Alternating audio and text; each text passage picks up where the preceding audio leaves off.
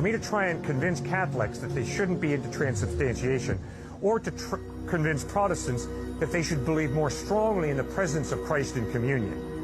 I mean, come on. I'm just glad you celebrate communion, okay? Focus on Christ, trust in Him, and go at it.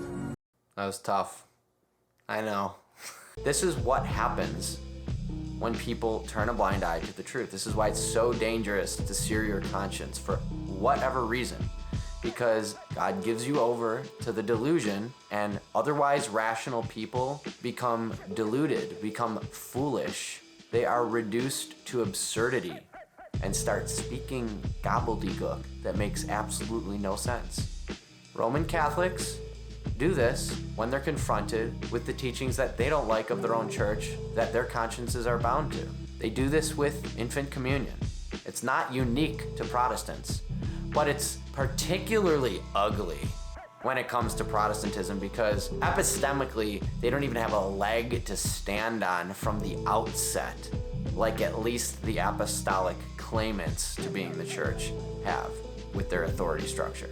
But it's the same thing. When a Catholic is presented with the fact that their church communed infants for 1,200 years and their saints and fathers taught that it was necessary for salvation during that time period, and then you show them the Council of Trent and you say, well, actually, it's an anathematized concept that the Eucharist is necessary for the salvation of infants. And then you try to make sense of their Eucharistic theology as it pertains to infants, like in light of these two realities and the practice of the church, et cetera, throughout history, they start speaking gobbledygook.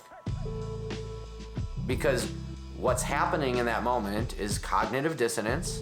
They're trying to live in that world where they're trying to harmonize mutually exclusive beliefs. That's cognitive dissonance. And when you embrace that, you're forced, because it makes no sense to embrace that, right? To embrace two mutually exclusive thoughts or ideas and affirm them both, that's not a reasonable thing to do.